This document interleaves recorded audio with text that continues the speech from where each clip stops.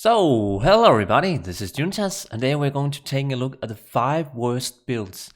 So of course, this is going to be controversial. I've done sort of videos before where people might have, strong opinions about a topic or whatever, but this is definitely one of the more controversial videos I will do. I have done a lot of builds over the years running this channel, and there's always been some builds that have, surprised me in their performance when I did try out the build. I did some builds where I thought they would be really bad. Others turned out to just be kind of what I thought when going into them. And I should mention here that I'm trying to kind of do the ratings of these 5 builds based on 3 things. First off, it's going to be the cost.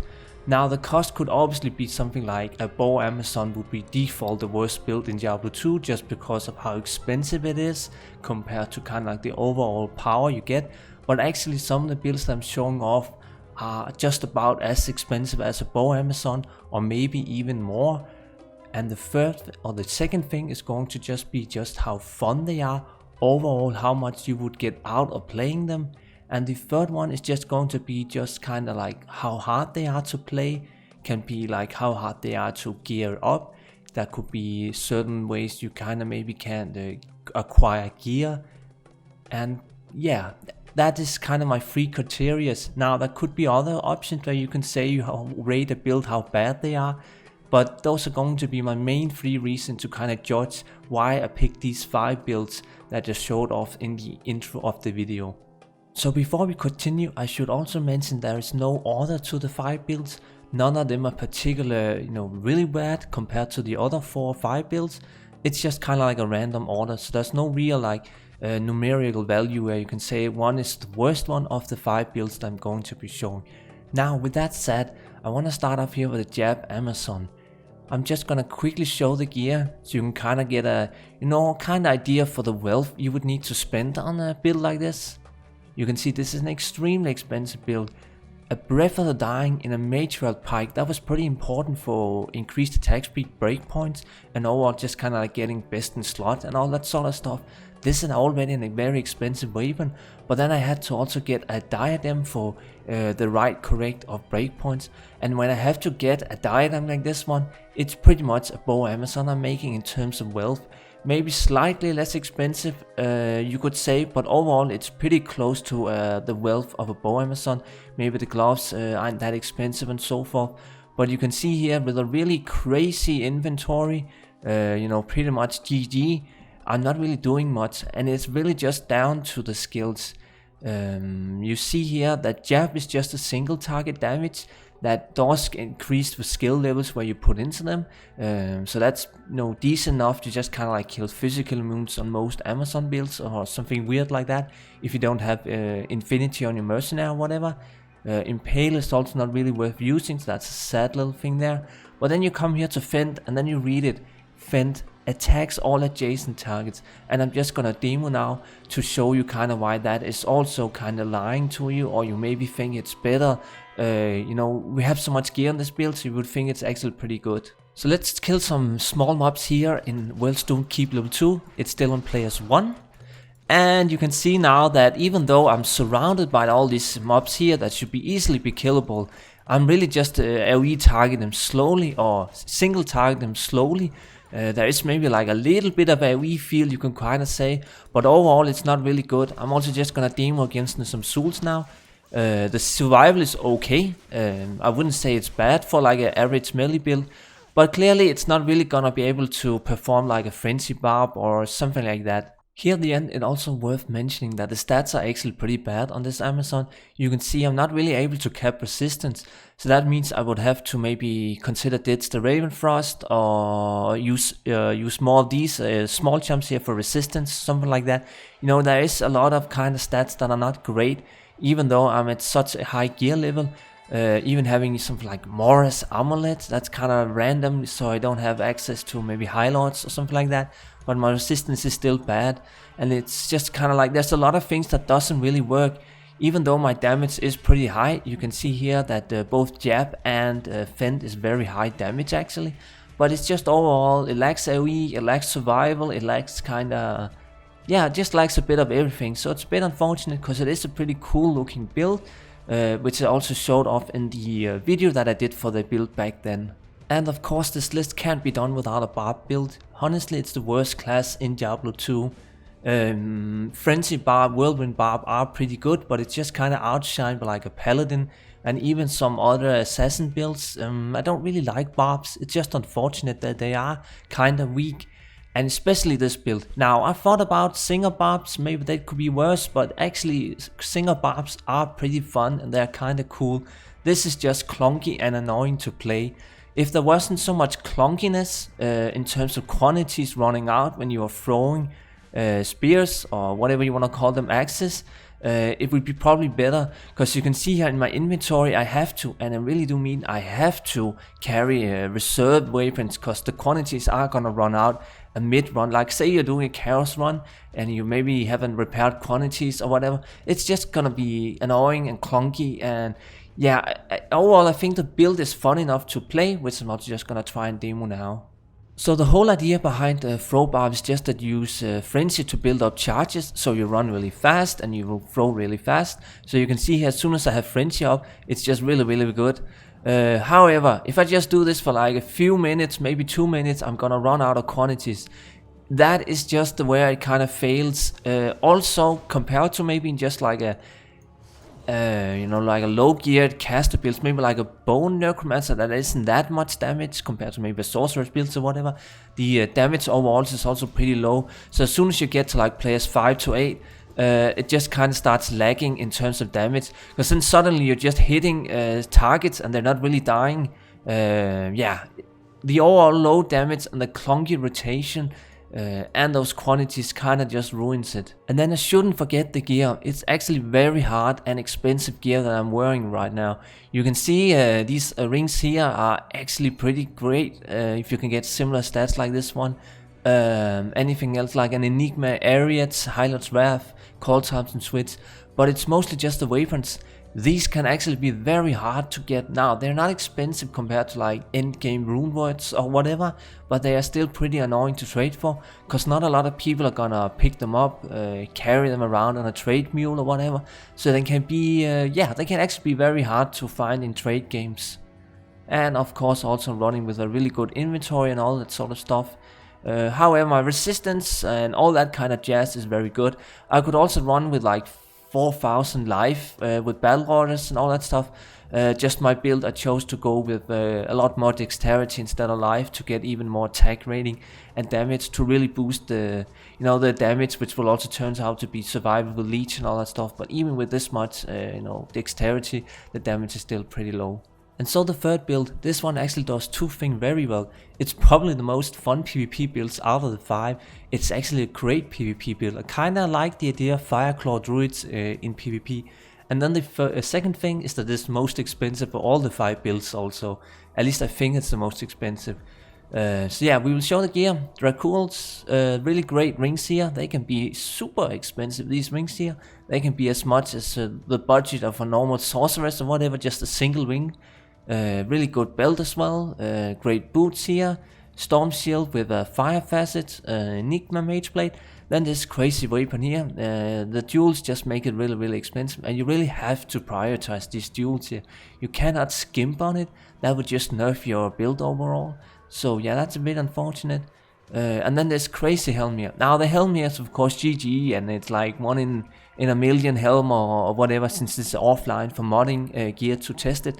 But yeah, you can of course go with Jealous, and that will make the build a lot less expensive. But again, this is just to kind of showcase really expensive gear, since it's also PvP, and a lot of the viewers who found the original build would have liked to see the really good PvP gear. And then a decent enough, okay amulet, and also just Call Times and Switch. So yeah, another build that's really expensive, really good gear. Overall, the stats are however bad, kinda like the Jab Assasin. I can't really get anything really good on this. I do cap resistance, but my life is not that high, even in bear form I would say. It's not really amazing, only 4,300 life, that's not really that great. I should also mention that my Fireclaw attack rating could perhaps be a bit better for PvP. that would probably just be fixed with maybe using angelic combo or something like that. Still, it's not the greatest stats. However, my single target is insane, especially when I also use Infinity, which makes it a really good PvP build. Oh yeah, forgot Colsums just before, so almost 6000 life in bear form. But you can see that I'm just blowing up mobs on single target here on Players 1, but the AoE is just non-existent. It is so slow and so tiring to play this build, because you're just spamming away those Fireclaw. And at least as far as I know, you can't really do anything with AoE. The only thing you kind of spice up the gameplay is just using Shockwave, but Shockwave is, you know, being able to stun is pretty good for like multiplayer, low gear runs, speed runs, whatever. Being able to stun crowd control, that is a very unique skill that the Fireclaw Druid can use in his rotation. But even though that is a thing, it's still a pretty boring build to play, and it's not very strong. Again, it also just lacks AoE. It's unfortunate that that AoE is so important in these types of games. And so when I had to kind of think about a melee build, a Paladin build, something like that, it had to be Vengeance. Now, I also thought about Fist of Heavens, but that's kind of like a meme PvM build. Everyone would kind of expect that to be on the list, I guess. So Fist of Heavens would be, yeah, it would not be fair to put it on the list. One thing I should also mention is that right now I actually don't have like best in slot gear.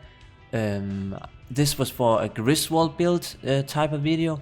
But even though I have a gear stash, really good items in my stash and whatnot to kind of test out other gear options, even with those items on, it's still a really slow build, and it just comes down to Vengeance lacking AoE. So yeah, this is another build that's just kind of ruined by lack of AoE. The single target, just kind of like the jab and the Fireclaw, is really good. I really like the single target. It's actually kind of fun to just kind of like be, one punch man kind of build, but yeah, it's just not fun lagging AoE this much. I should also mention that I don't believe the survival is that good because of kind of the overall lower damage, and yeah, it's just slow and annoying to play because you're just spamming Vengeance, which is not a lot of fun. So yeah, the gear and everything just makes it another really expensive but poor performing build. Obviously, if Vengeance did AoE kind of like Seal, it would be a lot better, a lot more balanced and all that stuff. But again, it's so expensive, it's so clunky with all this gear, and even at this gear level, it's still really bad. And so the last and fifth build for today, this is the Phoenix Assassin. This was a build that actually surprised me in terms of kind of mechanics and overall how hard it is to play, and that is exactly why it is on this list. It's another expensive, kind of exotic melee builds that nobody really plays, that needs kind of specific, kind of expensive gear. It's not the worst gear level, but it does need, it's not like a Frenzy Barb or something that can kind of deal with lower item levels. This one actually kind of needs really good weapons and items to kind of perform at an okay level. However, it is actually pretty strong, and it's also just mainly again due to the meme skill Death Sentry. As soon as I just kind of like have Death Sentry, well, at that point I might as well just make a Rift Assassin. The Rift Assassin is also still one of my favorite melee builds. It is so fun and it's so strong, and yeah, I love that. This, however, is just not a Rift Assassin. It is a lot harder to play, there's more clunkiness, and overall it's just expensive for no real good reason. It doesn't really fit in any sort of meta. The only reason you should make a Phoenix Assassin is just to kind of say you did it, or experiment with something different. And that is why it's on the list. I should mention at this gear level, however, I am pretty great with stats. You can see I have good life, kind of like great enough attack rating. Could be a little better on the Phoenix Strike and whatnot, but overall it's pretty good. Cap resistance and all that. So yeah, it's just very clunky. I'm just gonna quickly demo it now. So we have a finisher skill and a charge skill. So we need to build up charges with Dragon Claw, which is fine enough. It does some damage, you can see it's not the worst. And then we release those charges. For the most part, I'm kind of just spamming Dragon Claw and aiming to kind of do all three elementals that Phoenix Strike can do. So you can see 1 charge is Meteor, 2 charges is Chain Lightning, and 3 charges is Frozen Orb, where they call it Chaos Ice Ball, but it's basically like Frozen Orb. Overall, it is fun enough to play, but it's just very clunky with the charges, and you're always kind of like in your head, oh, that's 1 charge, oh, that's 2 charges, oh, and so forth. It's actually tiring. That's kind of why I don't like it. Also, I found that one charge, or no, sorry, 2 charges for chain lightning is the best, I guess. It overall just seems like better. Maybe 3 charges could be pretty good. I don't really like 1 charge meteor. It could maybe be good for like cold resistant mobs or something like that. Maybe if they are bunched up a lot. So yeah, in your head you're always thinking, oh, I want to get 2 charges so I can do chain lightning. Oh, I don't want to get 1 charge and so forth. Yeah, I don't like that. Overall, I kind of just prefer my builds to be simpler and more easy to play. Kind of like just a mindless AoE spam. Maybe that's just my type of gameplay preferences, but yeah, that's what I like the most. And then here at the end, just some honorable mentions. First of all, the Feast of Heaven's Paladin. It's just really, it's a meme in PvM. Nobody should really try to complete even the game with Feast of Heavens. But I'm sure some maniacs have tried to complete it solo with just Feast of Heavens. It's very slow for PvM. And then another build I actually have on live servers that I also thought to conclude was the Fire Druid. Now, obviously, like the Fireclaw, it just has 1 elemental to do damage with, which is also one of the most resisted ones in Diablo 2. If I had another kind of elemental, or there wasn't so many fire moves, the Fire Druid would actually be pretty good. It has a fun enough rotation and kind of like things it does is, yeah, it's kind of fun build. But yeah, that fire resist is just so much, there's just so many mobs that resist fire and it's just unfortunate. So yeah, that was the honorable mentions. Maybe you could mention some other honorable mentions that you would also, pick for your top 5. But yeah, that's my list, the top 5 the worst builds in Diablo 2. Now, that's of course controversial again, as I said in the intro of the video. A lot of discussion could definitely be had on this topic, so we'd love to kind of know what your top 5 would maybe be, or maybe a build that I should check out which is maybe not that bad, I haven't tried before, or something like that. Anything like that would be fun to know, because again, I try out some few builds now and then I do get really surprised by the performance. The Rift Assassin, which I'm on right now, is a perfect example of a build where I thought would be really gimmicky and bad. Like, who would have thought that spamming frozen orbs from a rune world would be any good, but it actually is. Together with Dragon Talents, Death Sentry meme, okay, they do get carried by Death Sentry a lot on this build, as any other Trap Assassin build, but yeah, it's just so good to kind of like surprise by some builds which you thought are bad, but actually does surprise. They turn out to be really good. Kind of like maybe my Sealed Sorceress and so on. There could be a lot of builds that I tried out over the years that it did surprise me, which I thought would also be bad. But that could maybe be another video topic for another day. Anywho, thank you so much for watching everyone, and have a good one.